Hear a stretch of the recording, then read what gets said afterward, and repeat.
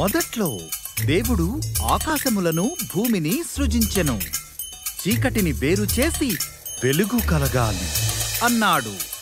ఆయన ఆ వెలుగును పగలు అని, చీకటిని రాత్రి అని పిలిచాడు. మొదటి రోజు తరువాత దేవుడు పైనున్న నీటిని, క్రిందున్న నీటిని వేరుపరచుటకు ఒక విశాలమును కలుగజేశాడు. ఆ విశాలమును ఆకాశము అని పిలిచాడు. రెండవ రోజు అయిపోయింది. దేవుడు నీటినంతా ఒక్క చోటికి చేర్చాడు. అప్పుడు ఆరిన నేల కనిపించింది. ఆయన ఆ నేలను భూమి అని, నీటిని సముద్రములు అని పిలిచాడు. తరువాత ఆయన గడ్డి, ధాన్యము మరియు పండ్లనిచ్చే చెట్లు చేశాడు. మూడవ రోజు అయిపోయింది. తరువాత దేవుడు ఆకాశములో జ్యోతులను చేశాడు. ఆయన పగటి కోసం సూర్యుడిని, రాత్రి కోసం చంద్రుడిని మరియు నక్షత్రాలను చేశాడు. నాలుగవ రోజు అయిపోయింది. దేవుడు నీటిలో ఈదుటకు చేపలను, ఆకాశములో ఎగురుటకు పక్షులను చేశాడు.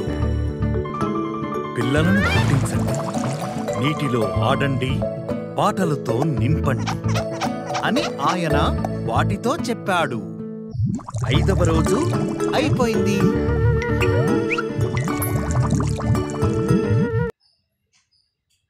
తరువాత దేవుడు జంతువులను చేశాడు. ఆయన పశువులను, అడవి జంతువులను, భూమిపై ప్రాకు పురుగులను చేశాడు. అన్నిటికంటే విశేషమైనది ఇంకొకటి చేయాలి అన్నాడు దేవుడు.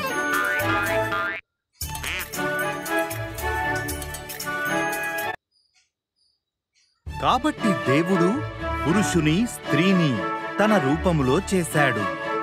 పిల్లలను పుట్టించండి, ప్రపంచముపై అధికారాన్ని తీసుకోండి, చేపలను, పక్షులను మరియు జంతువులను సంరక్షించండి అని దేవుడు అన్నాడు. ఆరవ రోజు అయిపోయింది.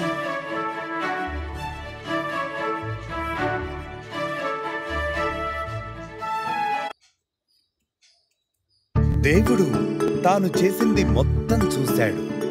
ఆయన సృష్టిని ముగించాడు. ఇది చాలా బాగుంది అన్నాడు. ఏడవ రోజు ఆయన ఏ పని చేయలేదు. ఆ రోజును ప్రత్యేకపరిచాడు. ఏడవ రోజు అయిపోయింది.